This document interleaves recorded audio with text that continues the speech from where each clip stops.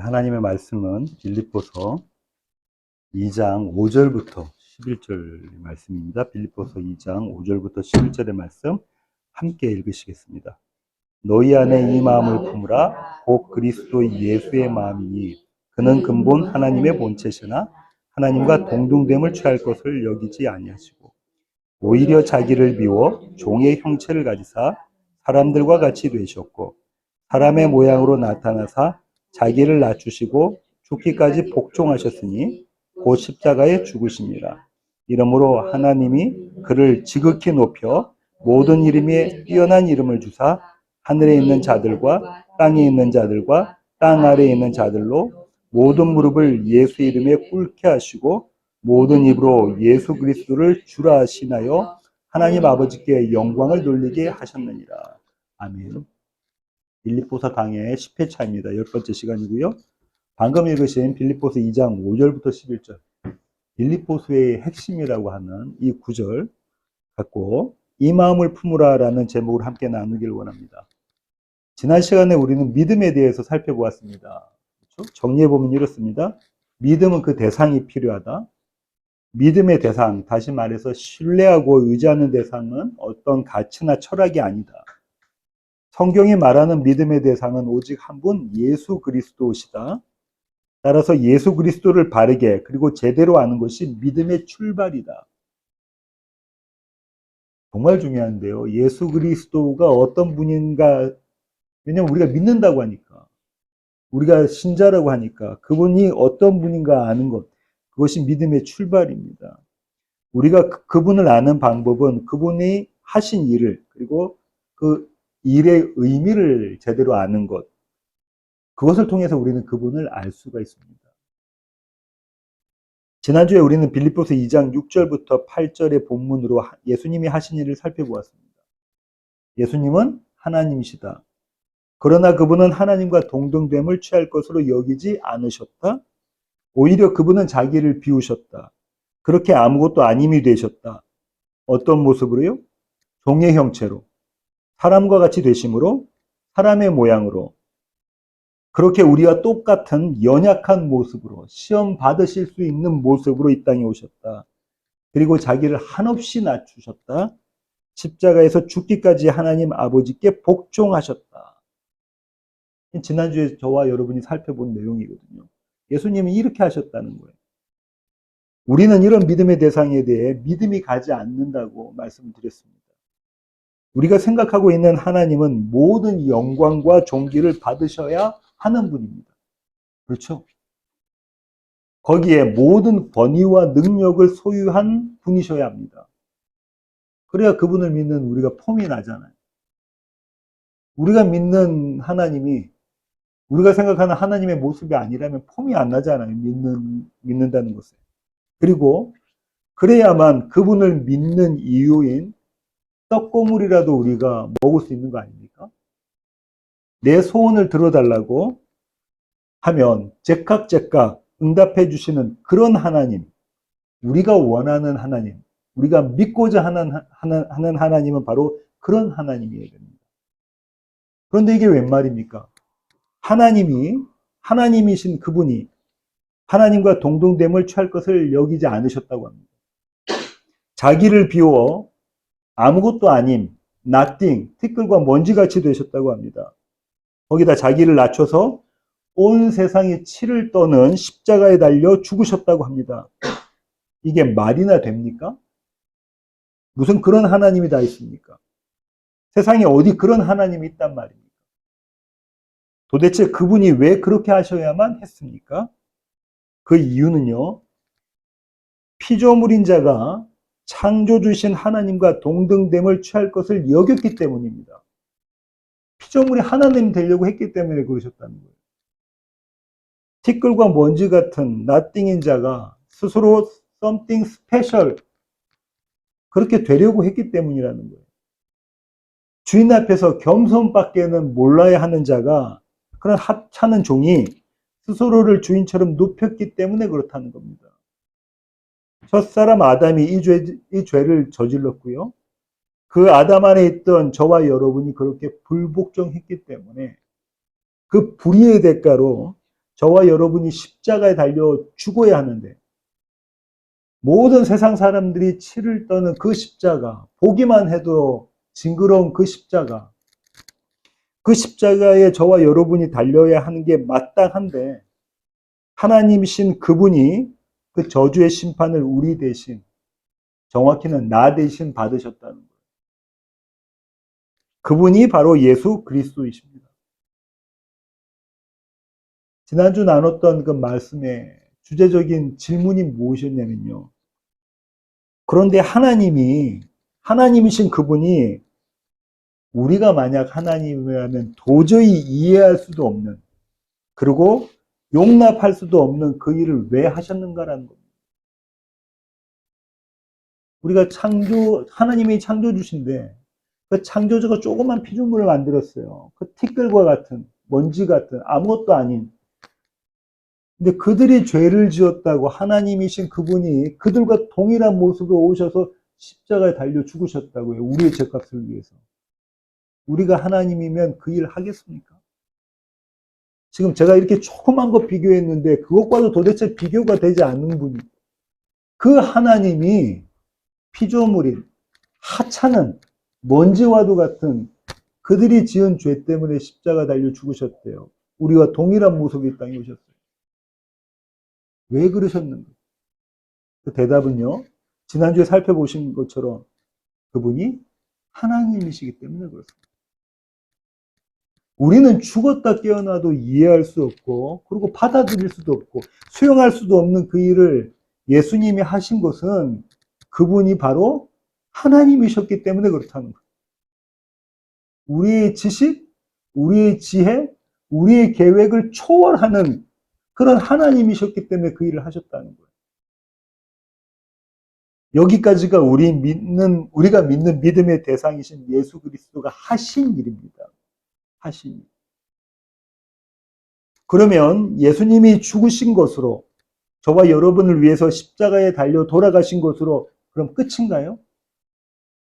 아니, 그렇지 않습니다. 성경은 그렇게 이야기하고 있지 않고요. 예수님의 십자가의 죽으심이 마침표라고 이야기하지 않아요.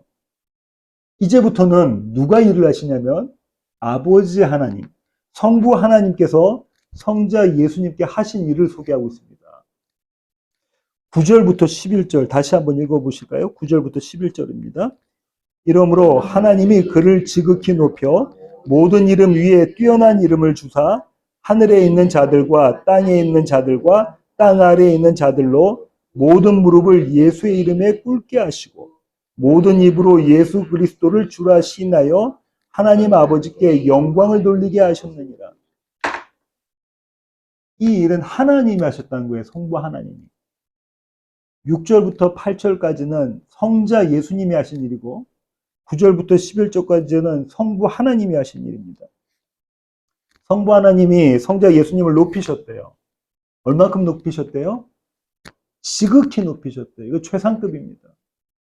가장 높이셨다는 거예요. 이 높임에 포함된 것이 예수님의 부활과 승천입니다. 죽으셨잖아요. 영원한 사망 가운데 들어가셨잖아요. 근데 그 상태에서는 높임을 받을 수 없잖아요. 그래서 예수님은 부활하셨고 아버지께서 예수님을 부활시키셨고 일으키셨고 또 하나님 우편에 앉히셨습니다. 마가복음 16장 9절 말씀 한 목소리로 읽으시겠습니다. 예수께서 안식 후 첫날 이른 아침에 살아나신 후 전에 7 귀신을 쫓아내어 주신 막달라 마리에게 먼저 보이시니 아침에, 첫날 아침, 주일 아침에 살아나신 후 마가복음 16장 19절 함께 읽으시겠습니다. 주 예수께서 말씀을 마치신 후에 하늘로 올려지사 하나님 우편에 앉으시니라. 하나님이 그 일을 하셨다는 거예요. 아버지가. 지금 무덤 가운데 있는 아들 예수님을 일으켜 세우시고 그분을 하늘로 하나님 우편의 자리로 올리셨다는 겁니다. 이게 지극히 높임입니다. 아버지가 아들을 높이셨다. 어떤 모습으로 높이셨는가? 본문 10절 하반절부터 11절 상반절까지인데요. 함께 읽으시겠습니다. 모든 무릎을 예수의 이름에 꿇게 하시고 모든 입으로 예수 그리스도를 주라 시인하여 모든 무릎을 예수 앞에 예수 이름 앞에 꿇게 하시고 모든 이름을 예수 그리스도를 주라고 시인하게 하셨다는 거예요.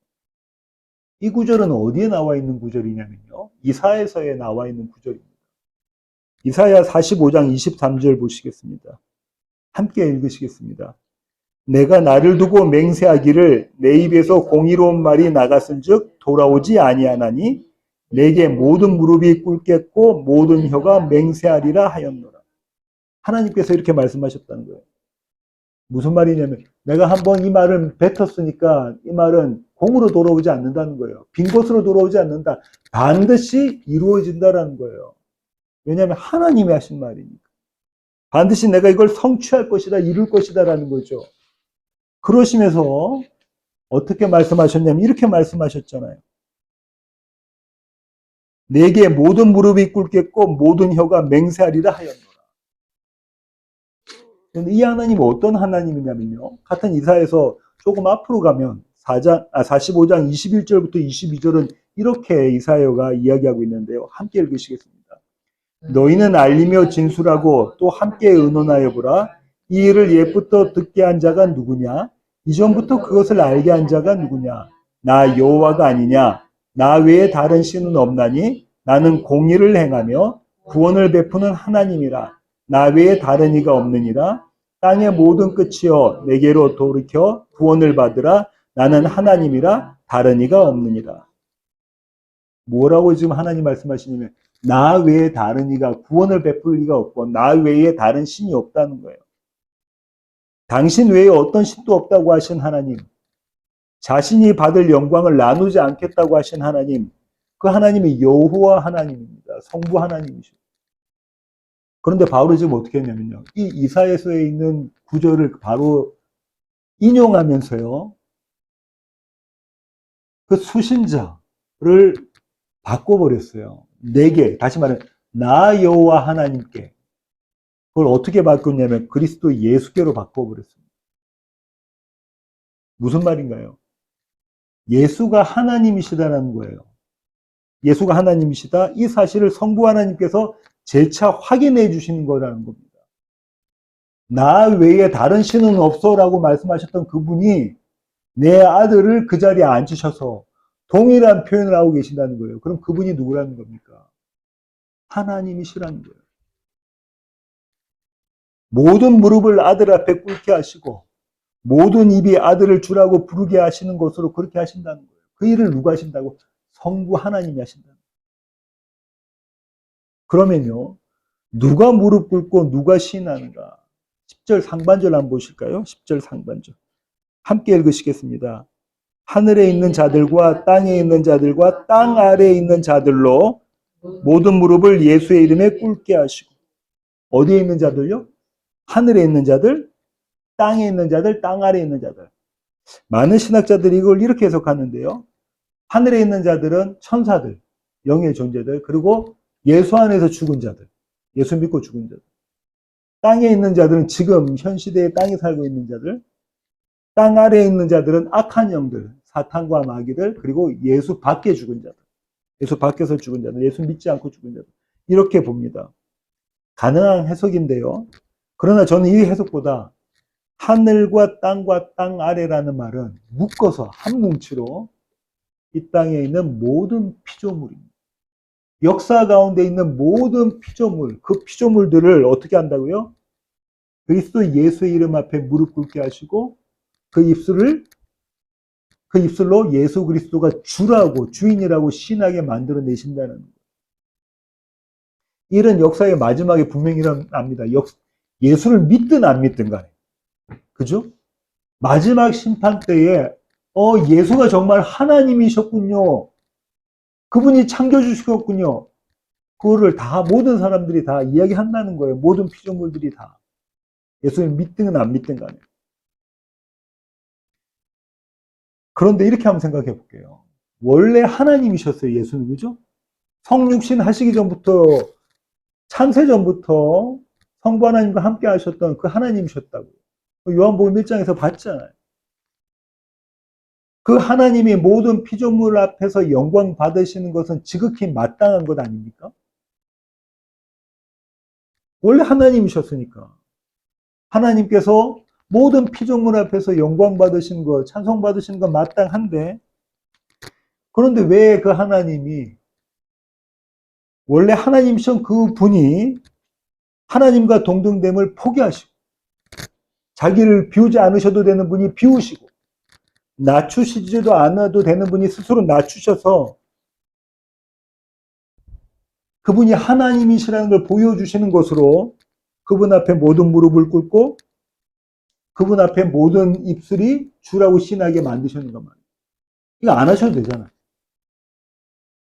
원래 하나님이셨으니까 그 자리에 계시면 그냥 되는데 왜 이 땅에 오셔서 저와 여러분과 똑같은 사람의 몸으로 이 땅에 오셨는가 말이에요. 그리고 마침내 그렇게 존귀받게 되셨는가 말이죠. 지극히 높여져서. 여기에 예수 그리스도께서 성육신하신 저와 여러분과 동일한 몸으로 이 땅에 오신 두 번째 목적이 있습니다. 첫 번째 목적은 지난 시간에 살펴봤어요. 이게 뭐죠? 저와 여러분의 죄를 씻으시려고. 저와 여러분의 죄 때문에 우리가 달려야 될 그 영원한 사망에 그분이 들어가시는 거죠. 두 번째 목적은요. 어떤 거냐면요. 이사야서를 다시 한번 살펴볼게요. 이사야 45장 20절부터 25절까지 좀 긴데요. 함께 읽으시겠습니다. 열방 중에서 피난한 자들아 너희는 모여오라 함께 가까이 나오라 나무 우상을 가지고 다니며 구원하지 못하는 신에게 기도하는 자들은 무지한 자들이니라. 너희는 알리며 진술하고 또 함께 의논하여 보라. 이 일을 옛부터 듣게 한 자가 누구냐? 이전부터 그것을 알게 한 자가 누구냐? 나 여호와가 아니냐? 나 외에 다른 신이 없나니 나는 공의를 행하며 구원을 베푸는 하나님이라. 나 외에 다른 이가 없느니라. 땅의 모든 끝이여 내게로 돌이켜 구원을 받으라. 나는 하나님이라 다른 이가 없느니라. 내가 나를 두고 맹세하기를 내 입에서 공의로운 말이 나갔은즉 돌아오지 아니하나니 내게 모든 무릎이 꿇겠고 모든 혀가 맹세하리라 하였노라. 내게 대한 어떤 자의 말에 공의와 힘은 여호와께만 있나니 사람들이 그에게로 나아갈 것이라. 무릇 그에게 노하는 자는 부끄러움을 당하리라. 그러나 이스라엘 자손은 다 여호와로 말미암아 의롭다함을 얻고 자랑하리라 하느니라. 이사야는요, 하나님께서 당신 앞에 모든 무릎을 꿇게 하시고 모든 혀가 맹세하게 하시는 목적을 분명히 밝히고 있습니다. 그런데요, 여기서 무엇이라고 이야기하냐면 이 메시지를 지금 누구한테 주는 겁니까? 이사야가 하나님의 말씀에 이 메시지를 누구한테 주는 거냐면요. 20절 한번 보세요. 그 다음 페이지 보시면요. 열방 중에서 피난한 자들이라고 되어 있어요. 그렇죠?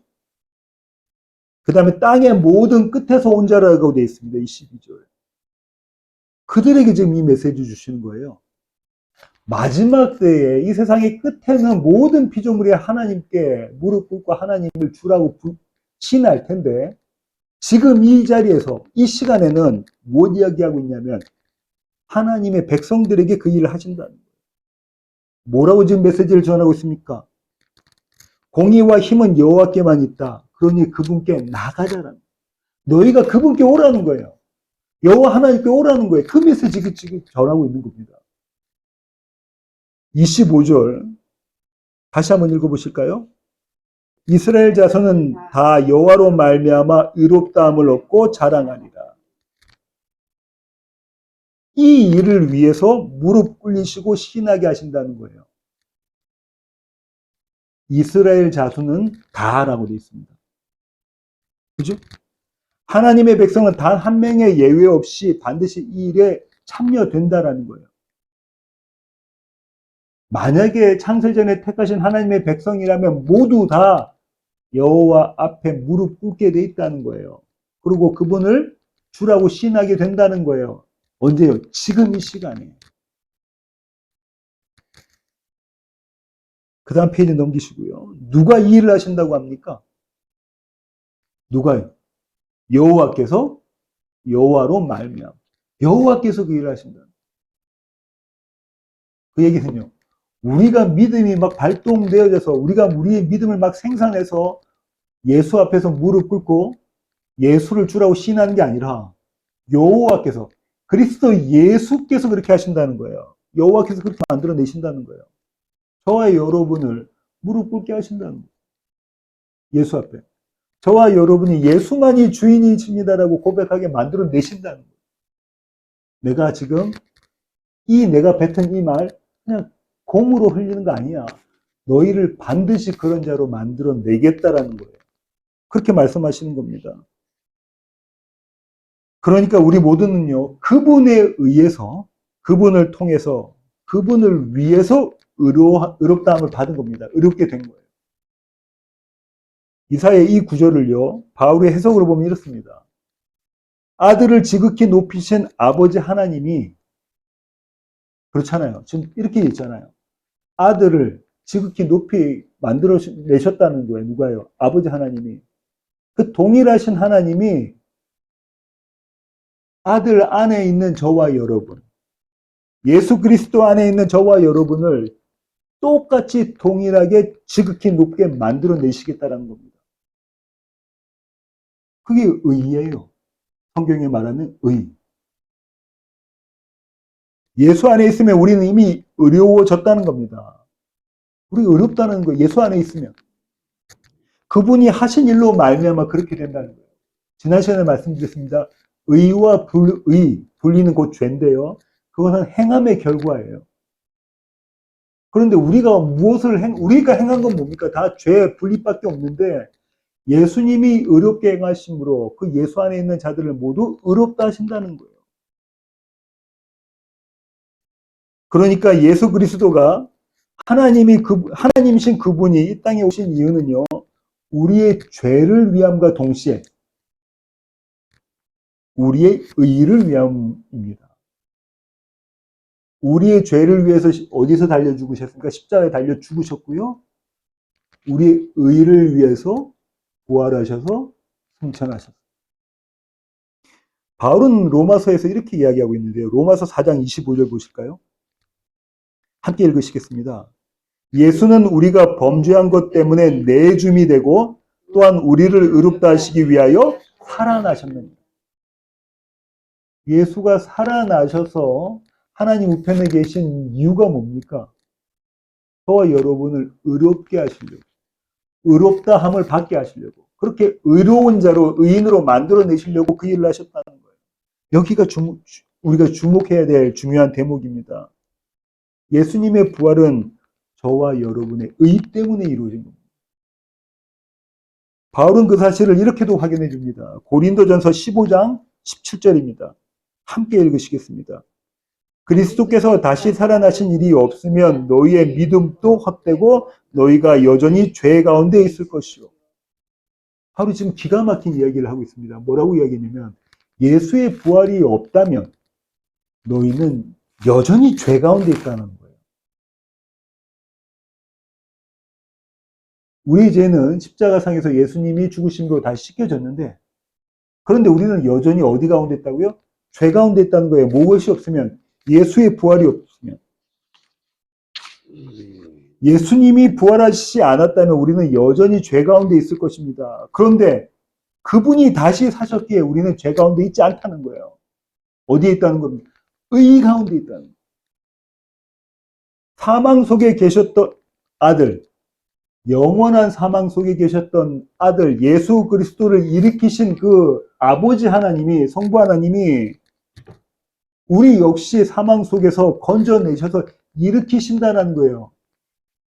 우리로 하여금 의인 되게 하셨다는 겁니다. 우리는 이걸 그냥 추상적으로 생각했어요. 의인, 그냥 우리가 의롭게 됐대. 근데 그 정도 수준이 아닙니다. 우리의 삶 가운데 실제하는 거예요. 이 의라는 것은. 우리로 하여금 하나님의 생명을 누리게 하셨다는데 그게 의입니다. 의인은 생명을 누리는 거거든요. 그 생명은 그냥 영원히 죽지 않고 안 아프고 그렇게 오래 사는 거 그거 말하는 게 아니고요. 하나님의 성품에 참여된 것입니다. 하나님의 생명, 하나님의 성품에 참여된 거예요. 그게 무슨 말이냐면 그분의 사랑, 그분의 자비, 그분의 이해, 그분의 용서, 화평, 성실, 이 풍성한 생명, 하나님의 생명에 저와 여러분이 참여됐다는 거예요. 그러면 예수를 부활시키신 그 하나님이 저와 여러분의 삶 가운데 저와 여러분도 어떤 모습 가운데 있게 만들어내신다는 거예요. 이 생명 가운데 사랑과 자비와 이해와 용서와 화평과 성실과 그 밖에 모든 하나님의 성품이 우리 가운데 드러나게 만들어내신다는 거예요. 우리의 모습, 우리의 모양을 보면 아니요, 하나님 내 모양 보니까 아닌데요. 아니요, 반드시 하나님께서 그 일을 하신다는 거예요. 예수 믿는 믿음 가운데 있는 자들은 반드시 그 하나님의 생명 가운데 참여시키신다는 겁니다. 이 생명을 맛본 자가 영원한 생명에 참여합니다. 마지막 때. 이 생명을 맛본 자가 무엇? 하나님의 사랑, 하나님의 자비, 하나님의 은혜, 하나님의 성실, 이 모든 하나님의 성품을 이 땅에서 맛본 자가 맛본다는 것은 뭐죠? 드러난다는 게 우리 삶 가운데 그것들이. 이게 저 멀리 있는 하나님의 것이 아니라 내 안에 계시는 예수 그리스도의 성품이고 하나님의 성품이고 나의 성품이구나가 만난다는 거예요. 늘 그렇다는 게 아니고요. 문득 만난다는 거예요. 내 안에 있는 하나님의 성품, 하나님의 생명이 드러나심을. 다른 사람이 볼 때는요. 저 사람이 하나님도 아닌데 어떻게 저런 모습을 보이지? 하는 모습이 우리 가운데 문득 드러난다는 거예요.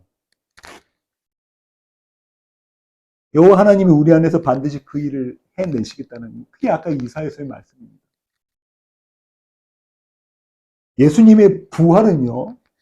저와 여러분의 이 부활, 마지막 때에 저와 여러분이 육신의 몸이 부활되는 것, 그것뿐만 아니라 이 땅을 살면서 이 생명 가운데 참여하는 부활에 대한 증거가 됩니다.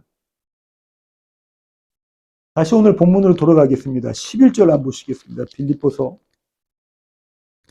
2장 11절 함께 읽으시겠습니다. 모든 입으로 예수 그리스도를 주라 신하여 하나님 아버지께 영광을 돌리게 하셨느니라. 주라고 신하게 만드신다고 하잖아요. 이 단어는요, 구약을 헬라어로, 구약 성경을 예수님 당시에 있는 그 유대인들 자체도 히브리 잘 모르는 사람들이 많았어요. 그때 주로 아람어 썼고, 헬라어를 주로 통용했는데, 그래서 구약이 히브리어를 헬라어로 바꾼 성경이 셉투이전입니다. 번역한 것이. 어떤 용어를 대신하는 용어로 이 지금 신이라는 용어가 쓰이냐면요. 구약에 야다라는 히브리어를 대신하는 것이에요.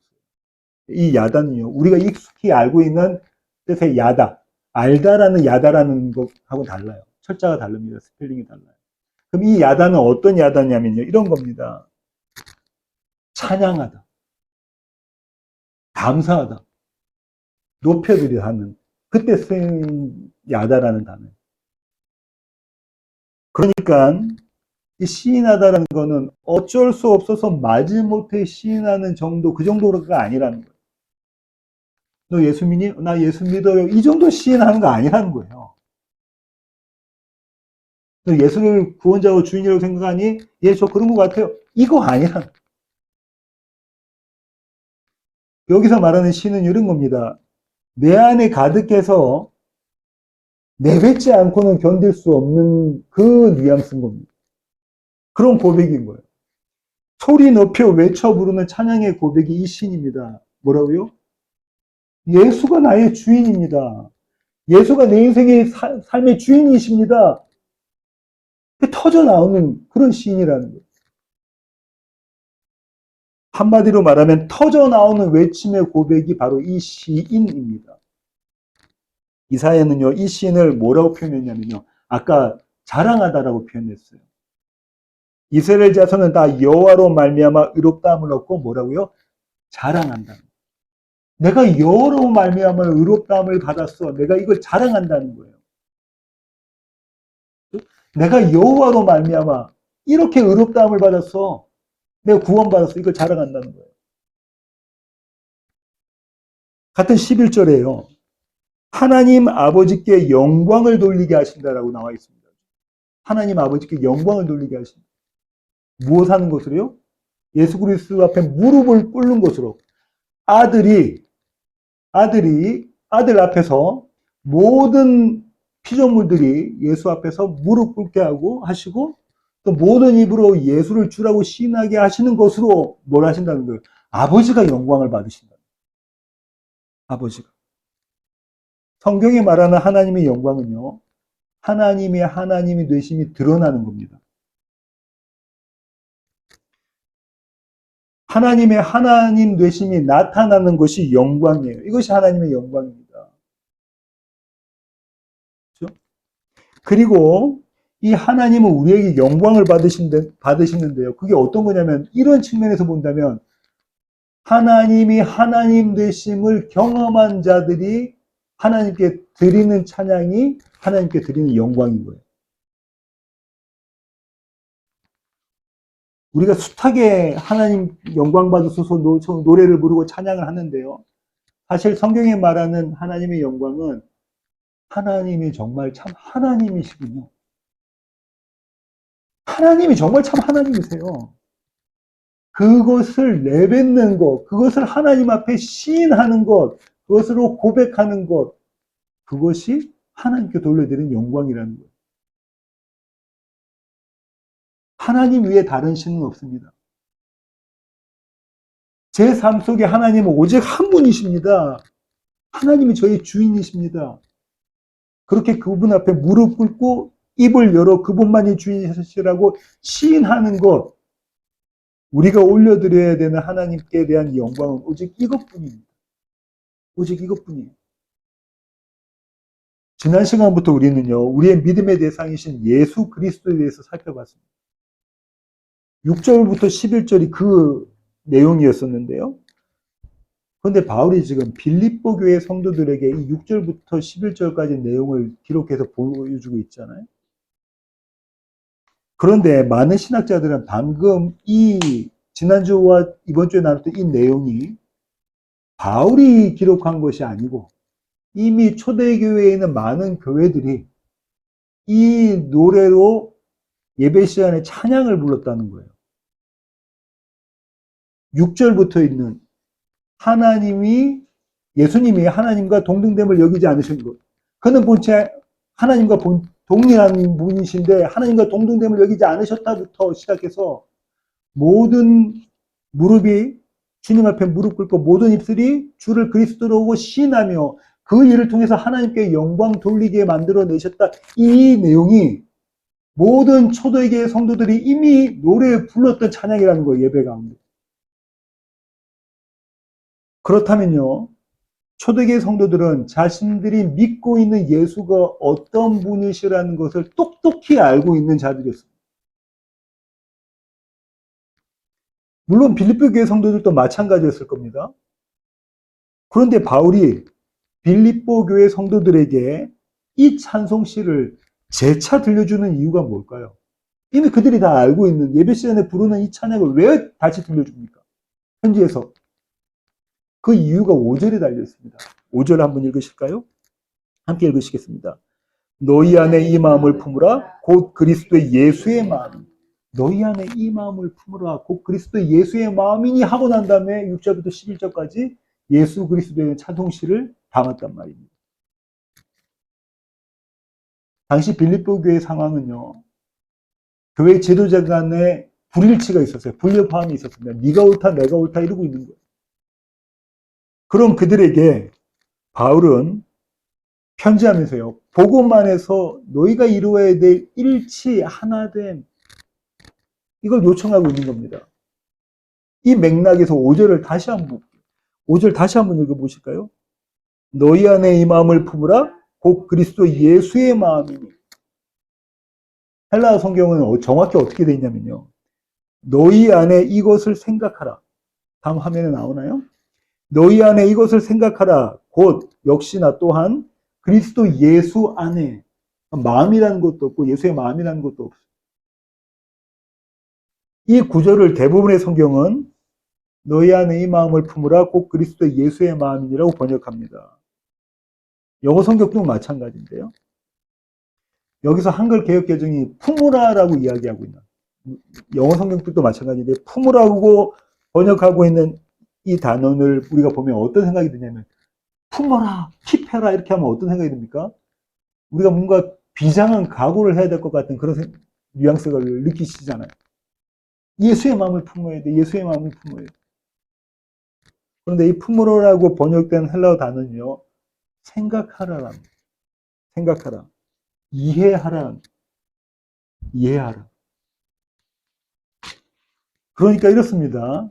너희 안에 예수의 마음, 그분이 너희를 위해서 하신 일, 그 일의 의미를 생각해라. 그리고 온전히 그걸 알아라.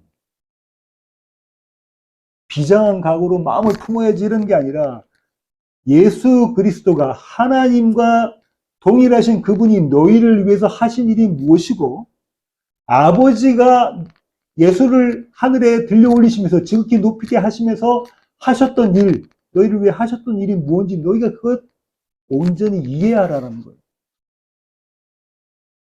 바울은 로마서에서 이 구절을 이렇게 적용합니다. 로마서 14장 7절부터 12절 보시겠습니다.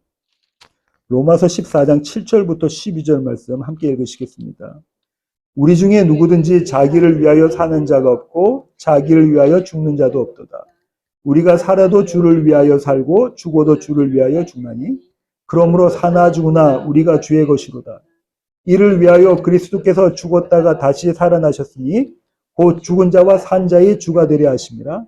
내가 어찌하여 내 형제를 비판하느냐? 어찌하여 내 형제를 업신여기느냐? 우리가 다 하나님의 심판대 앞에 서리라. 기록되었으되 주께서 이르시되 내가 살았노니 모든 무릎이 내게 꿇을 것이요 모든 혀가 하나님께 자백하리라 하였느니라. 이러므로 우리 각 사람이 자기 일을 하나님께 직구하리라. 너무나 유명한 바울의 로마서 9절이다. 그죠? 우리 중에 누구도 나를 위해서 사는 사람이 없고 하나 중나 예수 그리스도를 위해서 산다는 거잖아요. 여기서 어떻게 되냐면 아까 이사에서 나온 그 구절을 인용합니다. 그죠? 빌립보서에 인용한 구절을 동일하게 인용해요. 11절 뭐라고 되어 있습니까? 주께서 이르시되 내가 살았느니 모든 무릎이 내게 무릎 꿇을 것이요 모든 혀가 하나님께 자백하리라. 바로 이 구절을 동일하게 사용해요. 이게 지금 어떤 맥락에서 이 구절을 지금 사용하고 있냐면요. 우리는 이 앞에 있는 구절 사나 죽으나 우리는 모두 다 하나님께 속겠다. 예수 그리스도에 속겠다. 우리 죽는 것 그것도 예수를 위해서. 사는 것 그것도 예수를 위해서. 거창하게 이야기하고 있는데 이게 어떤 상황 가운데 맥락 가운데 컨텍스트 가운데 이 얘기가 나왔냐면 믿음이 좀 있다고 하는 사람과 믿음이 없어 약해 보이는 사람들 이 두 사람들이 를 두고 이야기하고 있는 가운데 나온 거예요. 우리의 삶의 실제 가운데 나온 거예요. 매일 저와 여러분이 마주치는 그 이런 삶의 현장에서 이 얘기가 나온 거예요. 네 형제 비판하지 말라. 업신여기지 말라. 네가 조금 믿음 있다고 믿음 없는 사람 업신여기지 마. 그러면서 앞서 살펴본 이 이사야 구절을 인용합니다. 오늘 우리의 삶에 이 구절이 침투에 들어왔다는 거예요. 하나님의 말씀은 이렇습니다. 그냥 읽고 그런가 보다 하고 넘기는 게 아니라 우리의 삶 가운데 침투에 들어오셔요. 무엇이라고 주님 말씀하시면 이렇게 말씀하십니다. 내가 살았노니. 11절 다시 한번 읽어보실까요? 로마서 14장 11절. 기록되었으되 주께서 이르시되 내가 살았노니 모든 무릎이 내게 꿇을 것이요 모든 혀가 하나님께 자백하리라. 내가 살았노니. 너희도 살았다라는 거예요. 내가 살아있는 것은 너희도 살았다는 거야. 그 증거야. 내가 지금 무덤에 묻혀있지 않고 내가 살아있다는 것은 너희도, 내 안에 있는 너희도 살았다는 거야. 너희도 의롭다는 거야. 너희도 생명 가운데 있다는 거야. 너희 안에 계신 그 생명이 너희로 생명으로 살아나게 하셨다는 거야. 그러니까 하나님의 생명을 누리라는 거야. 하나님 생명을 누리라는 거예요. 용서하라는 거죠. 이해하라는 거죠. 보도마음을 안으라는 겁니다. 너희는 항상 이거 기억해라. 너희 안에 그 생명이 있다. 예수님이 살아나셨니? 예수님이 무덤에 계시지 않니? 하나님 곁에 계시니? 그를 지극히 높게 만드신 그 성부 하나님께서 너희도 살아나게 하셨다는 거예요. 살리셨다는 거예요. 그 하나님의 생명이 너희 가운데 있다는 겁니다.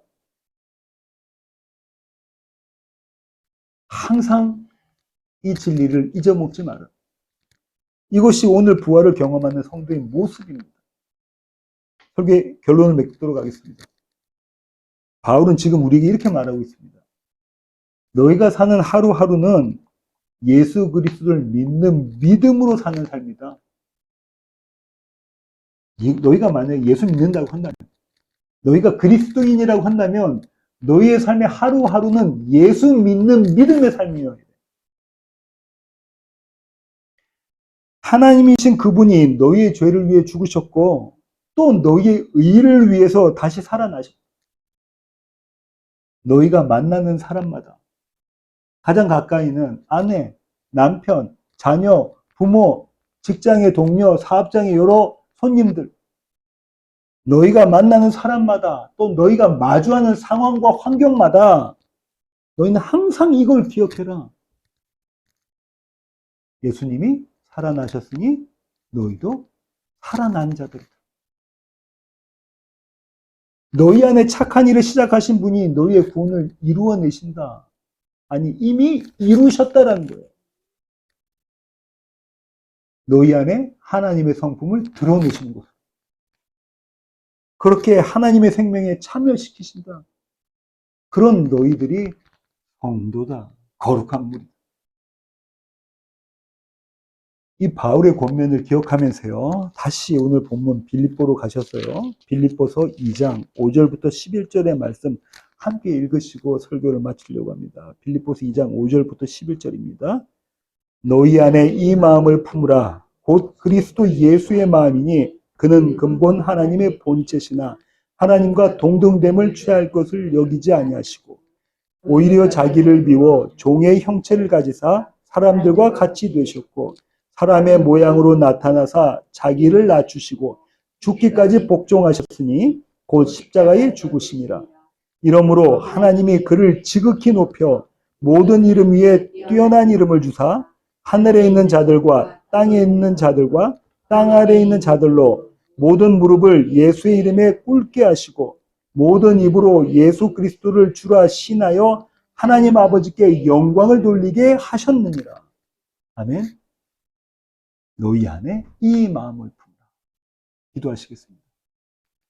주님, 그렇습니다. 주님이 이 땅에 오신 것은 우리의 죄를 위함이고 동시에 우리의 의를 위함이십니다. 아버지 하나님께서 아들 예수님을 일으켜 세우신 것은 우리를 일으키시기 위함입니다. 우리 안에 하나님의 생명을 누리게 하심입니다. 우리로 하여금 사랑을 나누게 하시기 위함입니다. 하나님, 날마다 우리의 삶 가운데 이 사실을 기억하고 깨달아 알고 온몸으로 경험하는 그런 우리 시애틀 예수한 교회 가족 되게 하여 주시옵소서. 이제는 우리 주 예수 그리스도의 놀라우신 구원의 은혜와 하늘 아버지의 크고 극진하신 사랑과 우리 안에 내주하셔서 우리 안에 그리스도 예수의 마음을 품게 만들어내시는 성령님의 충만하심이 이제 주님 앞에 머리 숙인 시애틀 예수한 교회 가족 모두의 머리 위에 이제로부터 영원토록 함께 하시기를 예수 그리스도의 귀하신 이름으로 간절히 축원하옵나이다. 아멘.